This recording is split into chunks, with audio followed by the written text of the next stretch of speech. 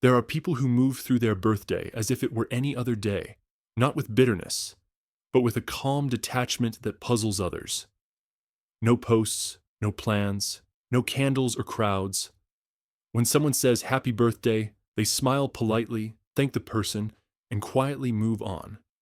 Their phone may vibrate with messages they never reply to, or perhaps it stays silent altogether. It doesn't matter much to them. The day passes, and life continues its rhythm, unchanged, uncelebrated, untouched by ritual. This is not always an act of rebellion or sadness. Often, it's something gentler and more complex. A silent refusal to make themselves the center of attention.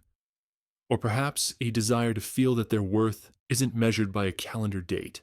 For them, the absence of a party doesn't mean emptiness, it means peace. It is a way of existing without the demand to perform joy. They don't need a special day to remind them they are alive. Life itself, in its quiet persistence, is already enough.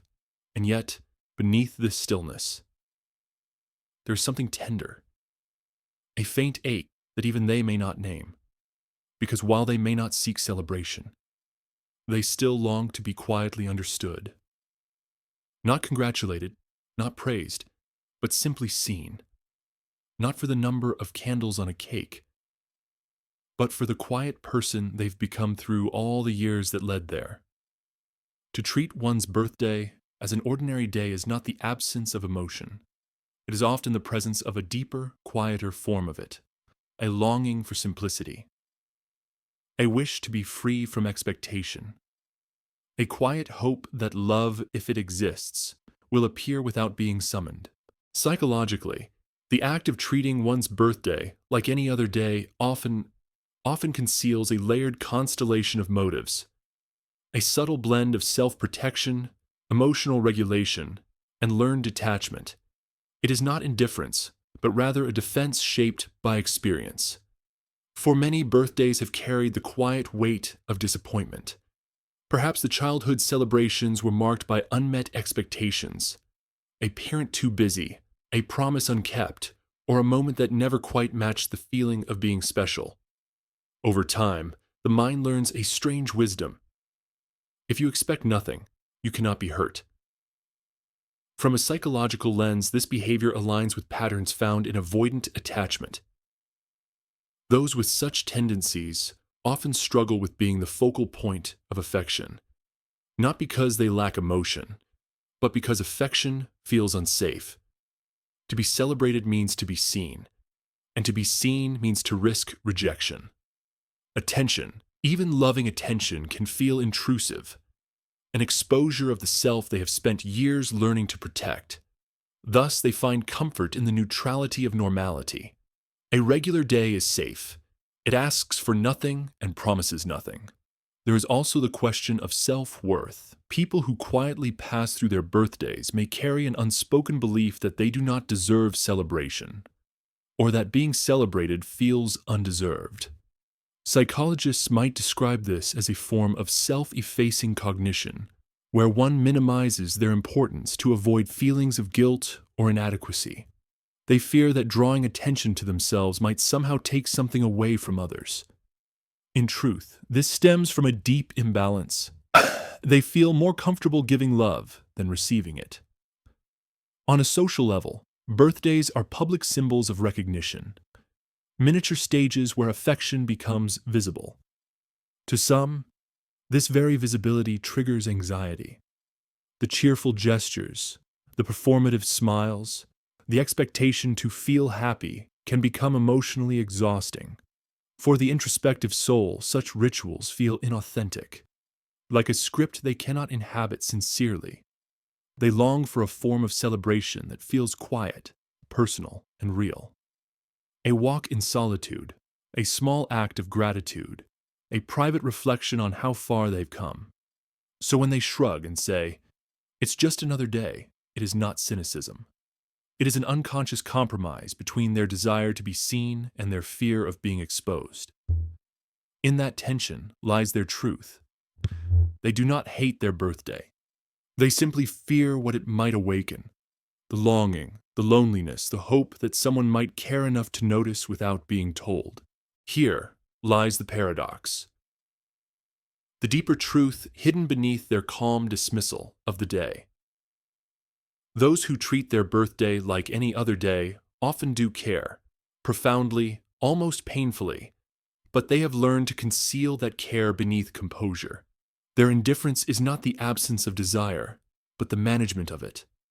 The very act of saying, "It's just a normal day," is a form of self-control, an attempt to tame the raw hope that perhaps this year someone might remember without being reminded, that someone might see them without the prompt of a date. This paradox reveals a quiet duality of human psychology: the longing to be invisible and the longing to be found.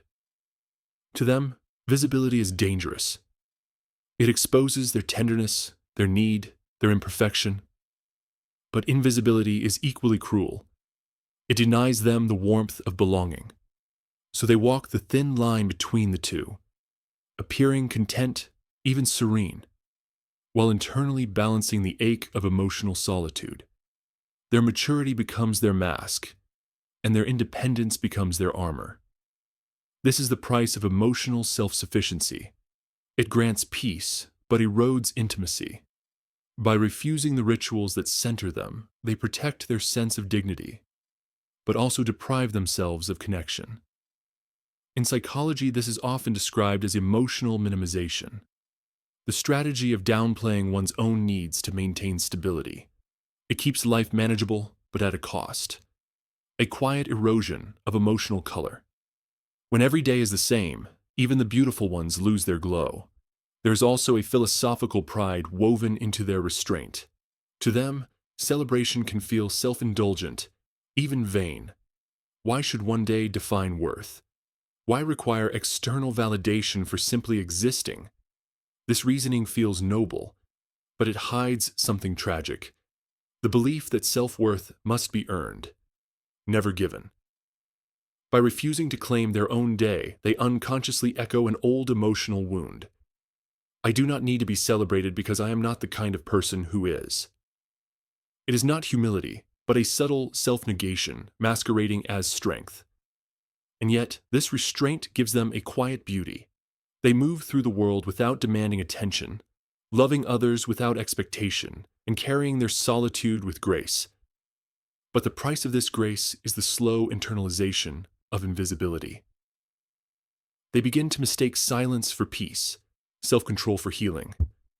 Over time, this creates a paradoxical loneliness, one that is not born from the absence of people, but from the absence of permission to be seen. To treat one's birthday as a normal day is to live within that paradox. The yearning to belong, and the vow to need nothing.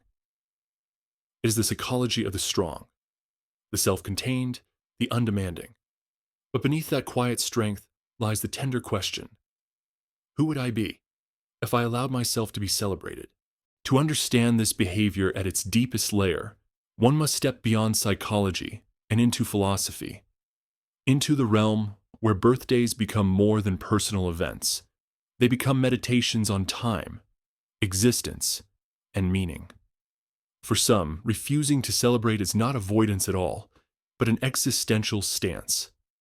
It is a quiet recognition of the impermanence of life, a refusal to exaggerate the importance of a single day in the endless unfolding of days.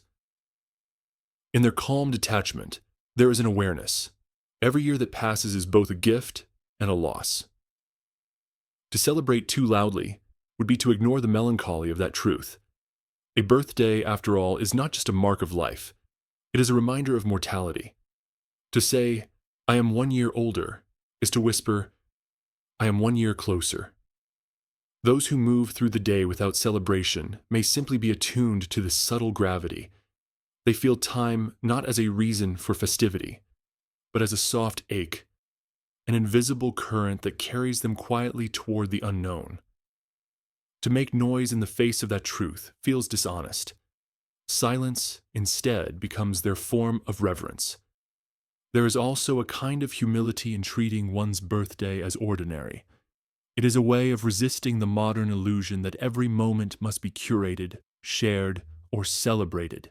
They reject the social performance of happiness, the insistence that joy must be visible to be real.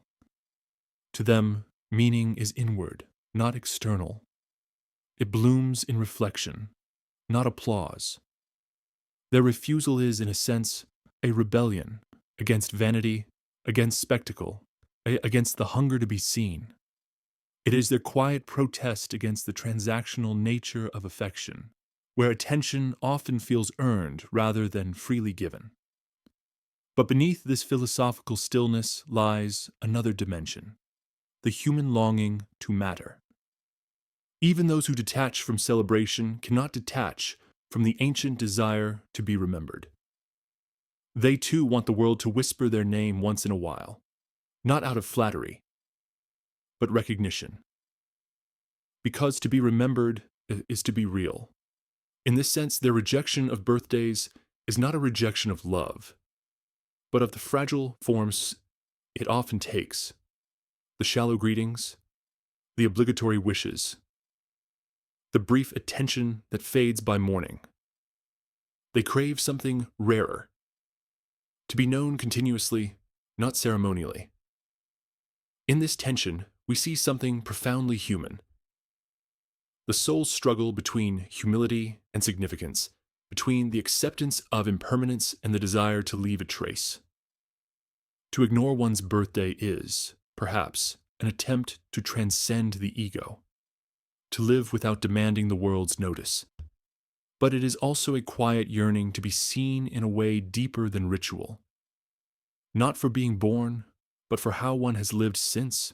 Perhaps the quiet ones are not wrong.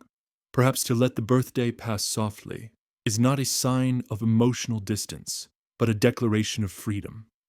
The freedom to define what matters. They have learned that joy does not need to be announced, that gratitude can live in silence, that love can exist without audience. In a world obsessed with visibility, their restraint is a form of integrity, a way of saying, my life does not need validation to be real. But even within that calm, there is room for gentleness toward oneself.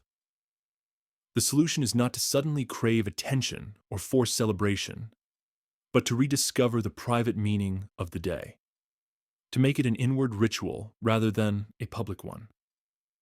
A birthday can be a quiet conversation with the self, a pause to ask, how far have I come?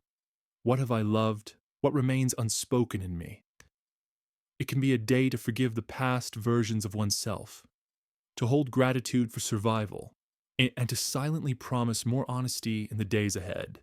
Reframing the birthday in this way restores its sacredness without spectacle. It becomes less about me and more about being, less about counting years, and more about awakening to time. There is no need for candles or applause, only presence. The act of treating a birthday as normal can then evolve from emotional defense into conscious simplicity, a mindful choice to live without performance, but with awareness. Because in truth, every day we wake, breathe, and choose again is a continuation of that first day, the day we entered the world. The difference is that we no longer need others to mark it for us. We have learned to bear witness to our own becoming, and that may be the purest form of celebration there is. To live one's life so attentively that each ordinary morning feels like a quiet rebirth,